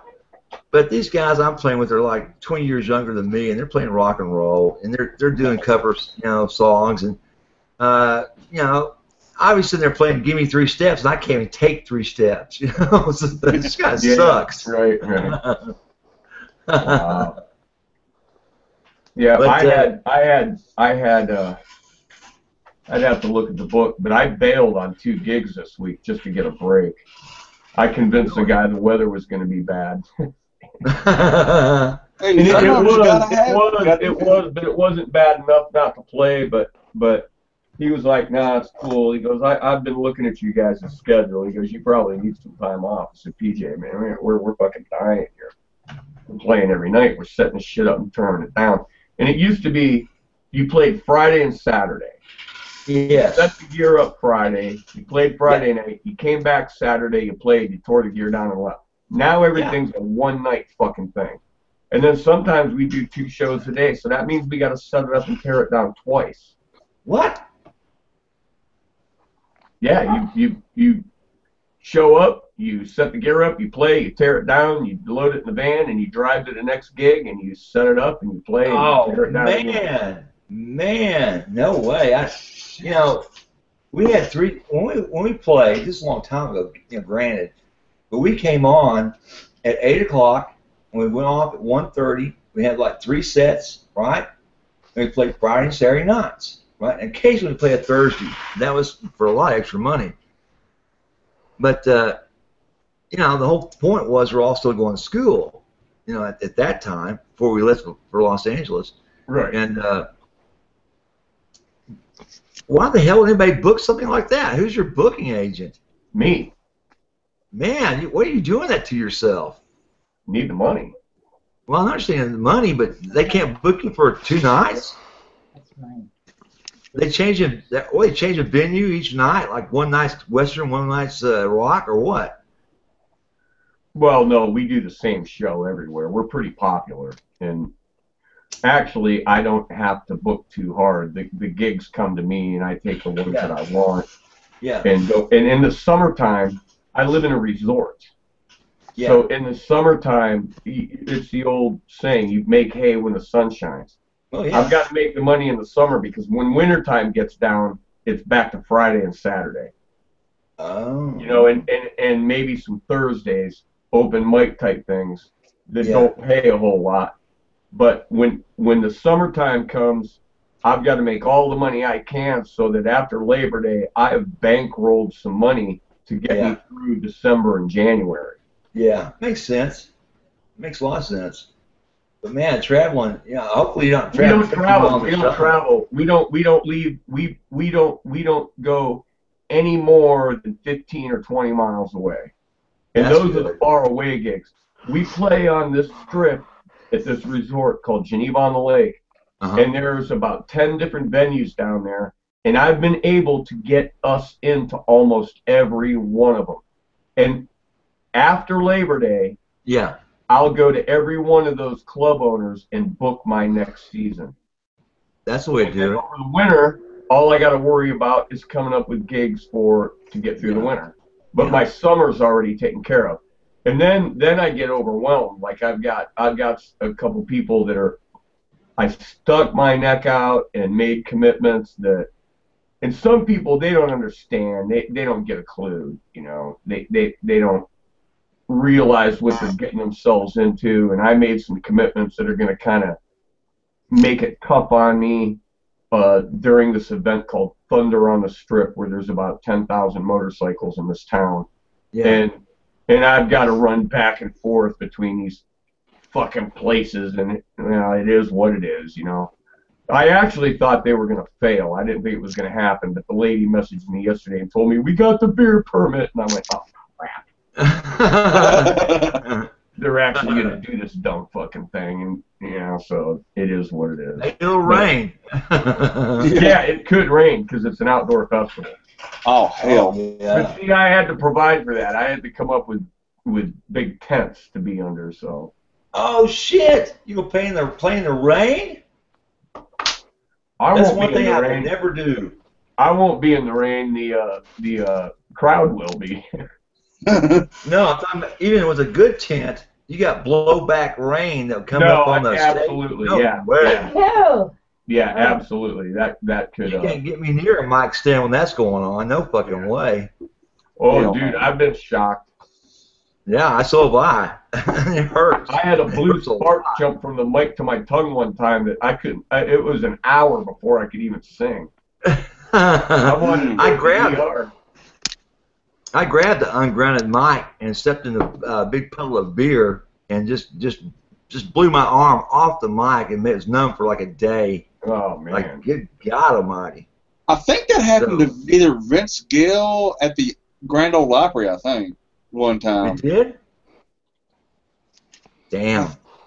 It fucking hurts like you would not believe. Oh yeah, I've seen some shit happen. I had a buddy of mine, a bass player. He was standing next to me, and something shorted out, and he touched his bass and touched his lips on the mic and got electrocuted. His glasses went flying off. We never even found him. Knocked him down. I thought he was having a heart attack, and we were at a big festival. And damn. Yeah, that's when we told the church that we were playing for, you got to do better than this, man. You can't have these electricity issues. We've got to have dedicated circuits and good grounding. You can't run these bullshit extension cords to these fucking outlets and expect us to plug all this shit in. No way. Anytime that we had a outside event that we did, like more than 1,000 people, they had their own generators out there, and they had several key grip union electricians out there to wire us up to protect us. Well, I am an electrician, but okay. Well, the rain started showing up. People don't know it's like fucking with their stuff. Damn. You know, the minute the rain showed up, one time they shut us down. I said, no. I said, we're not playing either. There's no way we're going out there with water on the stage. No fucking way. This is like 3 or 4 months after I had my arm almost knocked off me. And brother, you think it hurts your arm? It makes it hard to breathe even. When you get the shock like that, it's hard to breathe. It's like, God, I can't get a breath. I'm gonna suffocate here laying on the stupid stage. You know? Yeah. Oh man, what experience! And headaches and back pain and all that shit.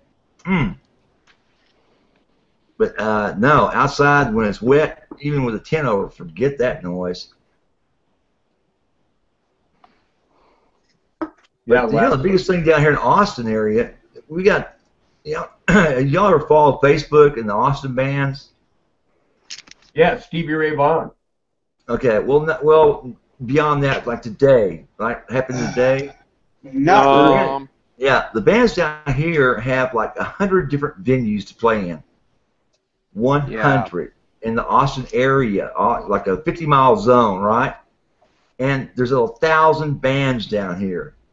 And 1,000 acts. Right, and they're all competing for those gigs. Yeah. Yeah. So you get a lot of this shit where they're playing for next to nothing, like $50 a person a night. Like, fuck that shit.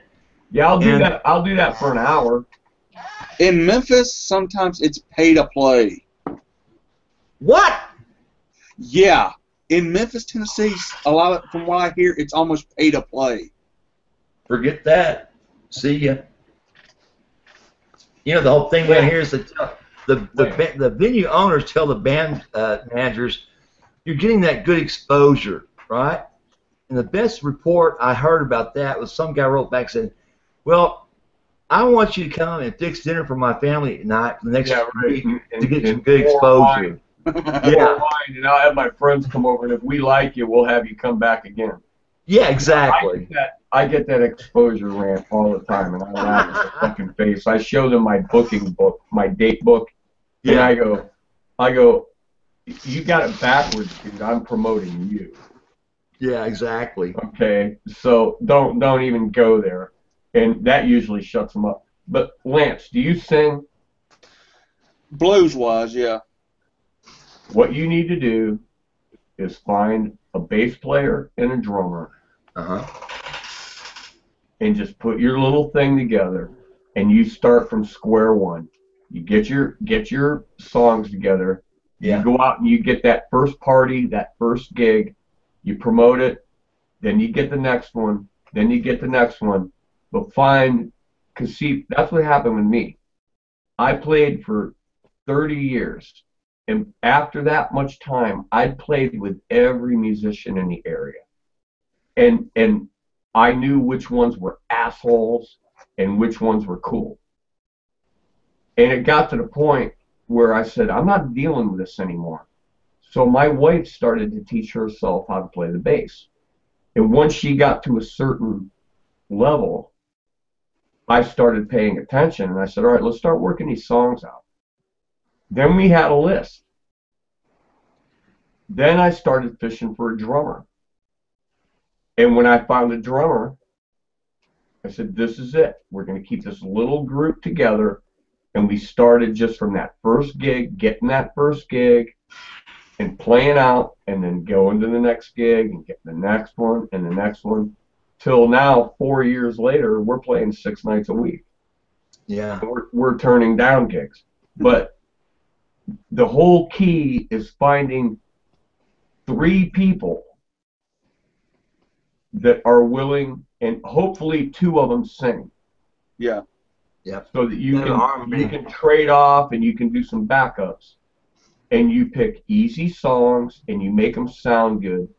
And don't do any obscure shit. The first couple songs you should be learning is something as stupid as Folsom Prison. And like Dave said, 3 steps. Yeah. You learn those songs. As old and tired as they are, they've come full circle now. Yeah. You know, 10 years ago, you wouldn't catch me playing 3 steps for nothing. But you know what? It's a different scene now. And when people walk into a bar and they hear the jukebox blasting or the DJ blasting, boom chugga lugga lugga, boom chugga lugga, to the left, to the left, to the right, there, give it shovel to the right. They're like, hell no. And you go up there and you play Folsom Prison, and the dance floor packs. Yep. Who'd have thunk? You know? Who'd have thunk that the song Folsom Prison would be making my van payment? Very simple. You know what? They know the song. They know how to dance to it. They can dance to it. They can sing along with it. Bingo. And usually they're drinking. Yeah, I've been to many bar gigs around this area. And some of them get, when it gets a little too much beer in them, that's when me and my folks hit the door. Yep. Well, you know, a lot of these songs that we used to play in a regular set when we did cover music, you know, people don't know them anymore. Yeah. They don't recognize them. You know what I'm saying? Unless they're from our age bracket. So you get somebody that's 20, 30 years old that's usually your average bar hopper. He's never heard a lot of Skinner. You know what I'm saying? He's not heard any, what you call it, what am I trying to say? Not Sledge, but Slade. And, you know, think about this. Never heard these bands before. Nope. So when you start playing, they think, is that your stuff? Is that original stuff? Yeah, sure. I was a member of that band 40 years ago. And when I was 5. And they appreciate it because it was a good song back then. It's still a good song. Yeah.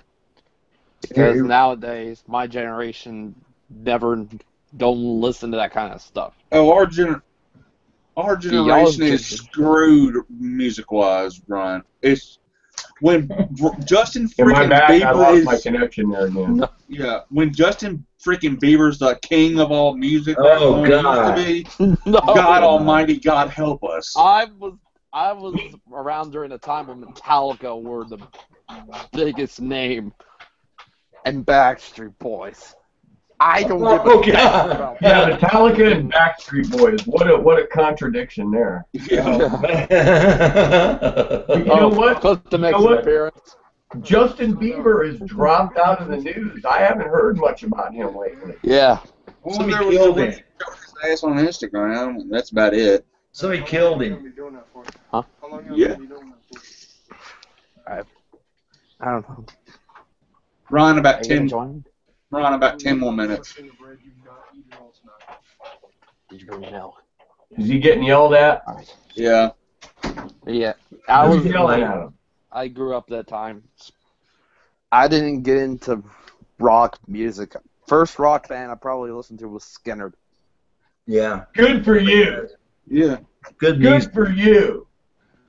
And because of my stepdad, got me into Sammy Hagar and Kiss. And oh, yeah. Good for you. Good for him. Yeah. And my stepdad got me into the Stones.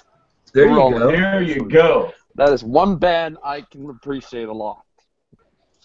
But my taste in music between the two of them is different. Very different. Because, you know, the Stones, man, they've been around for 50 years. Yeah. I grew up on them, even though I only knew them because my dad knows about them. Didn't know about their 70s stuff. I thought they started with what's the album that had Start Me Up? I think, was it New Tattoo or something like that? Start me up, I'll never stop, never stop. I think it was Tattoo You or New Tattoo. Or, yeah. Yeah. And don't forget Zeppelin. You have to have Zeppelin. I didn't know Zeppelin. Did not know Zeppelin. Didn't know them until I was near the end of my high school run. Wow. See, I seen a T-shirt from one of the guys on that 70s show had a Led Zeppelin shirt. It's like, okay, one day I want to listen to these guys and see how good they were. I think, their Mothership, which was the greatest hits album, and I absolutely loved it. When I All was the growing concentrates up, on. when I was growing up as a teenager, I was waiting for the next Zeppelin album to come out. Oh yeah. You know, I was waiting. I would beat a door down for the next Rolling Stones record. You know, we used to wear them out trying to play them back over and over again to learn them. Yeah, right. Drop the needle. Uh-huh. Move it back, drop the needle. Move Yeah. it back, drop the needle. Move Yeah. it. Then I got an 8-track, and it's like, fuck, there's no fast forward. There's Exactly. No, you had to wait for the whole track to go around. Then we got cassettes, and it was like, oh my God, this is bliss. Yes. You know? And then CDs. And now MP3 files. It's like, if I had what I got now with computers when I was 14, I'd be Yngwie Malmsteen. Yeah. I know a lot more songs. That's for damn sure. Yeah, I know a lot more songs. You know, with the Zeppelin, it's one of my favorite songs of all time, and it's called "Nobody's Fault But Mine." And it's kind of it's an obscure song by Zeppelin, but it's one of the best guitar songs. If you ever listen to it, you'll know what I'm talking about. Nobody's fault but mine. Did you ever hear their cut of Black Mountain Side, White Sun? No, I don't think I've heard it, but I may have heard it. Black Mountain Side is an instrumental off the first record, and then he did a thing called White Sun, which was like just a guitar solo thing, where the guitar's tuned in D and open D, and he does all this finger picking stuff, and it was just amazing. But one of my favorite Led Zeppelin songs to this day is off Led Zeppelin 2. Is Ramble On. Oh yeah, that is. I agree. Song. Ramble I On. love Ramble that On. song. Really good song. Really good song. I like it. Y'all remember y'all remember Nobody's Fault But Mine? I can't place the melody, but I remember the title. I'm gonna have to go back and look at that. That is one Never heard of of the it. coolest song of its period because of the guitar in it. But you know, one of the things that some people missed out on also was Yes. You know, they just excellent. Oh no, I love Yes. I loved Yes. Yeah. Steve Howe was an animal. Man, guy was a god. Ian Anderson could sang like a bird, like a warbler. Yes. But that one song that we did for a different venue, we did "Mood for a Day." We played stereo. Oh, Mood I for love a Day. that tune. I love that That's tune. a great tune. That Perpetual Change. I've seen All Good People. Yes. Those are awesome. You know, we used to play that in a set where if we're not playing rock and roll, we're playing more or less just cover music, but we're playing a little slower. We play that in stereo, right? Both get out a couple of Spanish guitars and sit down and play it side by side, and it came out so good, unbelievable. To listen to "Mood for a Day." Wow. God, that was fun Yeah, times. That's a great tune. That's a great. Yeah. Yeah. Well, Who they else I'm thinking busted of? my Tone Bone challenge, but they're all sharing it. So A bit what? of this is reminiscent of Barracuda. What? How do you get Barracuda from Heart. Keep Yourself Alive from Freddie Mercury? Yeah, Queen. Oh yeah. What answers did you get for the RL song? None. No answers. Damn. None at all. I still wish I would have got a payday for what I said on your channel. I wish I would have got a payday. Yeah, it is. You got $1 million.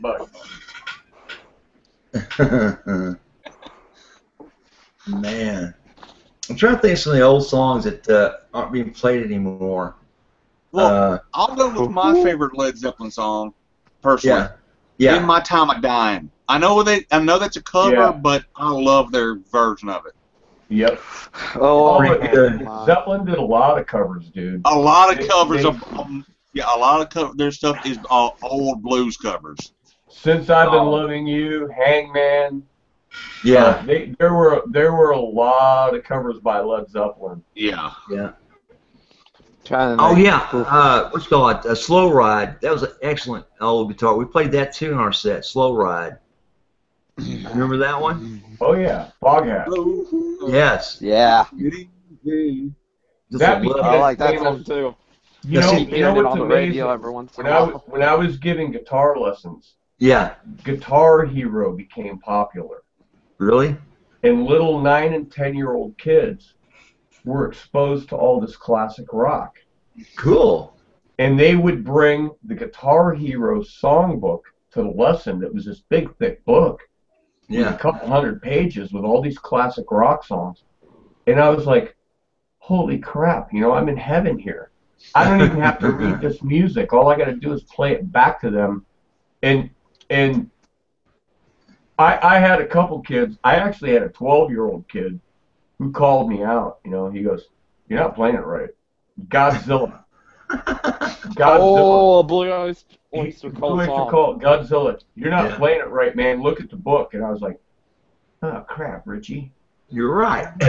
So we're doing the recital, and I've got all the parents in the music store. They're all sitting in chairs, and I got all the kids up there. And Richie comes up to play, and he's like 13 years old. And he comes up, and he sits down in the chair, and he plugs his guitar, and he looks up at me, and he goes, "Are you gonna play it right?" Oh, burn. Burn. I said, Richie, I'll try. Poor kid. Now this fucking kid is majoring in physics in college. Yeah. Wow. That makes sense. Engineering and music goes along, and math goes along so well together, guys. Now, I've got an engineering degree. I've got a degree in See? mechanical engineering. Yeah, same here. See, But I spent my whole life in construction and manufacturing. that's what's so weird about it. I was a detailed draftsman for a couple of years, computer-aided draftsman, and I was like, screw this, man. I'm not sitting in this room staring at this goddamn computer screen drawing these stupid concrete panels. I got to get out of here. No, I could never sit for the civil engineering. No way. Fuck that noise. And becoming a CAD beast. No, forget it. You know, I actually. I didn't mind designing molds. Mold design, tool design was pretty cool. But then I was always fighting with the tool makers. Yeah. You can't do that. Well, yeah, you can. I drew it. The machine can't fucking do that. And I was like, all right, well, tell me what I can do, and then I'll redraw it. You know, and they just they were prima donnas as hell. You know, but they were usually right. I mean, they were usually right. You fucking guys, you don't get it. You know, you think just because you can draw it on a piece of paper, you think I can make it on a machine. It's like, well, yeah. it works out. The numbers work out. Yeah, that's not the case though. You know, that's back when they first came out in CAD CAM, and my company, I invested in CAD Release 18 and had to learn it all over again. It's like, God damn it! I'd rather sit down with a scale on paper and a blueprint machine in the back, spit in ammonia, draw it out, and do this shit. Yeah, I started out that way, and then we went to AutoCAD. Yes. And then AutoCAD somehow they fell behind. Yes. Because then there were all these other programs like CAD Key and stuff. Yes. That would just send it straight to the CNC. Well, it was like, oh my God, you know, I mean, while I'm drawing it, it's creating a computer program with part offset and everything. Yep. And going straight to the CNC. And all these guys got to do is hit the frickin' buttons. And if something goes wrong, guess whose fault it is? It's yours. It's mine. You know, and I'm like, what the hell it is? I was on the phone with a guy one time. Uh-huh. They got 2 helicopters setting a 60-ton beam in a parking garage. Uh-oh. And they're on the telephone, and the guy goes, it don't I fit. just wanted to no. He goes, I just wanted to call you and let you know it fit. Oh, that's good. And I was like, you know what? The stress was so bad. I was like, I'm not cut out for this. I can't do this. What if it did not fit? You know what they would have done? They would have backcharged the company. Backcharged the company for 2 crane operators, a crane, 2 helicopters, No. crew, all the shit they would have got back charged. No. And I'm like, oh, Depending on how bad the pit was, they would have heated it up and pushed it in. well, no, this was concrete. So actually, then what they do is they get the grout buckets out. Okay. Yeah. If it's close enough. But Oh yeah. if you can get to the point where no, it just don't work, Well, then you're screwed. then you're screwed. I was drawing for one little company one time that the checker fucked up. Checking the drawing. Yeah. And That's checker Pro fucked- Tools. Pro Tools used to do that. and set the drawings out, and three yeah. concrete panels didn't fit on a high school that they were building. Yeah. And the company got back charged $10,000, and it was just a little shop of three guys drawing on the computer. We went out of business. Yeah. And then I got picked up. by the company that we were drawing for, and that was R.W. Sidley, which was the one where I had the beam incident, and it was just like, I finally went to the guy and said, I can't do this anymore. Yeah. This is just ridiculous. I don't know how you guys deal with this much stress. Pro Tools is supposed to verify your work for you. In other words, you program it in, you draw it in, and it had logic based with it, right? Because for $50,000 a chair, $50,000 a chair for Pro Tools, it's supposed to be the epitome of computer-aided drawing, okay? And it's supposed to go back and verify what you're doing with what you want to do. If you did it right? Only little problem, the glitch was the goddamn thing didn't work most of the time. Most of the time, you pick out the drawing, and say, wrong. This doesn't match up. This isn't right. This isn't parameters. Wrong. Nope, non-parameter. It's like what? And not give you a variation, which it's supposed to do. You follow me? Yep. Unbelievable. $50,000. I spent $50,000 to have one chair of that in my office. And I thought, you are such a sucker. Well, guys, with that, I'm gonna have to wrap it up because, it's just past the 2-hour mark, and yep. I said I'd end this at 2 hours. Is there gonna be a YouTube video? Almost definitely. Yep. Okay. Make sure to cut my face out. I know guys who have done it. I saw the video. Make sure to cut my face out, okay? I will do my best to do that. Okay, so my guess is he those reasons he gave. I think he's just really fucking ugly. That too. That too. I'll put it on private and do what I can. Okay. Right. Just hit the edit button. Yeah. And guys, y'all want to plug y'all's YouTube channels? There's a hand growing out of your door back there. That would be my mom. That's his mom. That's his mom. She's turning his lights off. Lights off, Lance. Hey, I said the blues on. I can't. Sugar Bridge just like come in once and said, when are you gonna finish? When are you gonna finish? Okay, well, good thing we decided to wrap up. So yeah. Okay. Y'all want to plug y'all's channels? Yeah. Listen, guys, I enjoyed it. David, it was nice meeting you, David.